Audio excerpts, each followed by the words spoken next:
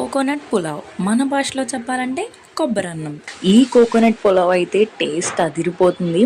నిజంగా లో స్పైసెస్ ఆ కోకోనట్ ఫ్లేవర్ తగులుతూ ఉంటే ఇంకా చెప్పక్కర్లేదు, అంత బాగుంటుంది టేస్ట్ అయితే.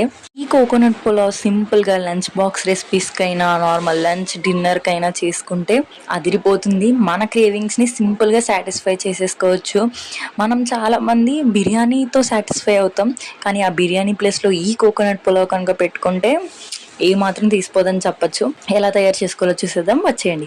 ఫస్ట్ అయితే ఒక ప్యాన్ పెట్టుకొని అందులో గీ కొంచెం ఆయిల్ కొంచెం యాడ్ చేసుకొని కొంచెం హీట్ అయ్యాక బిర్యానీ స్పైసెస్ అయితే యాడ్ చేసుకోవాలి. ఫస్ట్ షాజీరా యాడ్ చేసుకొని తర్వాత రిమైనింగ్ బిర్యానీ స్పైసెస్ అయితే యాడ్ చేసుకోవాలి. తర్వాత పొడుగ్గా కట్ చేసుకున్న ఆనియన్స్ కూడా యాడ్ చేసుకొని బాగా ఫ్రై అవ్వనివ్వాలి. తర్వాత పచ్చిమిర్చి యాడ్ చేసుకుని అది కూడా బాగా ఫ్రై అవ్వాలి. ఆనియన్స్ పచ్చిమిర్చి ఫ్రై అవుతున్నప్పుడు అయితే ఒక స్పూన్తో అల్లం వెల్లుల్లి పేస్ట్ అయితే యాడ్ చేసుకొని అల్లం వెల్లుల్లి పేస్ట్ పచ్చివాసన పోయే వరకు బాగా ఫ్రై చేసుకోవాలి. మొత్తం అంతా బాగా ఫ్రై అయ్యాక ముందుగా కడిగి నానబెట్టుకున్న రైస్ అయితే యాడ్ చేసుకొని ఒకసారి అయితే కలుపుకోవాలి. ఎక్కువ కలపద్దు, రైస్ అయితే విరిగిపోతుంది. ఒకసారి కలుపుకున్నాక తర్వాత అందులో చిక్కగా తీసి పెట్టుకున్న కొబ్బరి పాలు అయితే యాడ్ చేసుకోవాలి. ఒక గ్లాస్ బియ్యం తీసుకుంటే ఒక గ్లాస్ కొబ్బరి పాలు, ఒక గ్లాస్ అయితే వాటర్ అయితే యాడ్ చేసుకోవాలి. లేదా 2 గ్లాసెస్ కొబ్బరి పాలు యాడ్ చేసుకున్నాం, నో ప్రాబ్లం.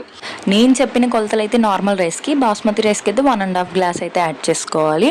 ఈ కొబ్బరి పాలు అయితే యాడ్ చేసుకున్నాక అందులో బిర్యానీ మసాలా అండ్ టేస్ట్కి సరిపడా సాల్ట్ అయితే యాడ్ చేసుకొని బాగా మిక్స్ చేసుకొని మూత పెట్టి మీడియం టు లో ఫ్లేమ్లో మగ్గించుకోవాలి.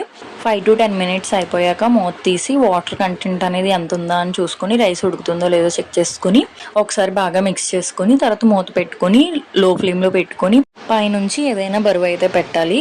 లో ఫ్లేమ్లో ఒక 5 minutes కుక్ అయ్యాక తర్వాత స్టవ్ ఆఫ్ చేసుకుని ఒక 10 minutes అలా దమ్కి ఉంచేసి తర్వాత 10 minutes తర్వాత ఓపెన్ చేసి చూస్తే మన టేస్టీ కోకోనట్ పులావ్ అయితే రెడీ అయిపోతుంది. ఈ కోకోనట్ పులావ్ ఏ నాన్ వెజ్ కర్రీస్తోనైనా వెజ్ కర్రీస్తోనైనా పేరప్ చేసుకుని తింటే టేస్ట్ అయితే అదిరిపోతుంది, ఈవెన్ రైతాతో కూడా. ఇప్పటి వరకు ఈ రెసిపీ కనుక మీరు ఎప్పుడూ ట్రై చేయకపోతే ట్రై చేసి ఎలా వచ్చిందో కామెంట్స్లో అయితే చెప్పేయండి. అండ్ నా కంటెంట్ కనుక నచ్చితే సబ్స్క్రైబ్ చేసుకుని వీడియో నచ్చితే లైక్ చేయండి.